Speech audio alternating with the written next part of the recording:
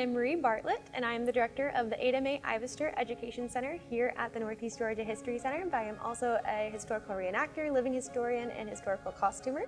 I have been historical costuming and doing reenacting and living history for about a decade now, and I really think it all began, though, with my love of American Girl dolls and just dressing them up in their cute little historical outfits.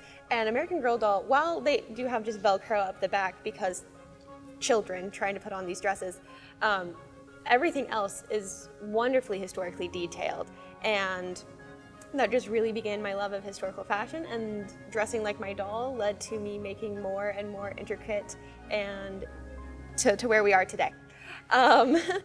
But yes, I also do historical dance, and a lot of the more upper class dresses that I make are for going to balls and doing dances with Kat with Atlanta Historic Dance. But then I also do a lot of working class impressions that you probably have seen me here at the History Center wearing, because I get to wear a lot of my costumes while doing my job, which is the best. So 18th century fashion, I always have found really interesting. It was a little daunting because it's just, there is more research now than when I got started, because I was just like, where do I even start? Like, what are all of these different silhouettes and how do they interact? But I have always liked Marie Antoinette because we share the same name, you know, Marie Bartlett and Marie Antoinette. So I've always had a soft place in my heart for Marie Antoinette, and therefore, like, her giant court dresses that she wears, I've always really enjoyed, like, the giant panniers and just how much room those dresses take up and how much fabric and displays of those fabric are on those dresses. The fabric, the silhouette, the textiles, the insane amount of accessories and things that they have, I think that's just my favorite part of the 18th century. The over-the-topness of it. I like to make dresses for events that I'm going to. So if I'm going to a ball, I'll make a new ball gown. If I need a work dress for, you know, cooking over the fire, then that's what I'm making. I kind of make what I need. When I'm doing, of course, I want everything to be rooted in research. So portraits, fashion plates that I can find, examples of extant garments that are available either online or that I can try to get my hands on to see in real life, even though that hardly ever happens. It's mostly online. But I am inspired by what I need.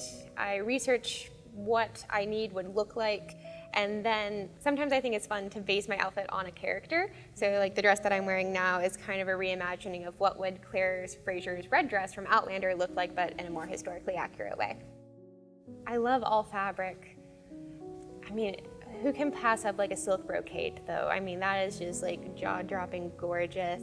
But I also really like linen. I like the sturdiness of it, I like the feel of it, and just the look of it is really nice as well. So I guess, I don't know, I'm all over the spectrum. I like I just like fabric. I like, especially when I'm dancing in 18th century outfits, I truly feel like, oh, this is the ancestor of ballet. No wonder ballet came from French court dance, because the way that I'm holding myself, the way that I can move, it all kind of just like, oh my gosh, it makes sense. This is the ancestor of ballet, which I did as a kid and a young adult. I can feel that this is where it came from when I'm wearing the stays and the shoes and, you know, the certain way that the sleeves are cut. But I also enjoy, you know, cooking over an open fire, and, you know, when you go to bed in a canvas tent and you wake up and, you know, you're putting on your linen and all of your layers, and people are like, oh my gosh, you're so hot. It's like, well, I'm probably just as hot as you. My fabric just breathes, and people lived like this. This is how people looked. This is how they moved. You can move differently when you're wearing these outfits. It creates this historical world that we're living in, or it shows our modern world what our historical world would have looked like.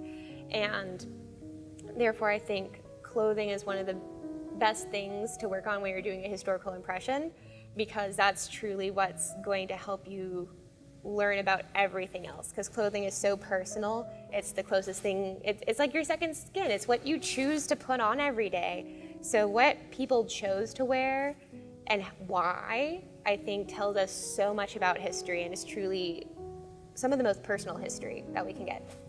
I hope everyone can come and see the fashion show, because you get to see these dresses come to life. And they're not just static, it's not just a portrait. You can see how these dresses move and were worn and how people lived in them. And I think this is a wonderful opportunity to see the fashions truly come to life.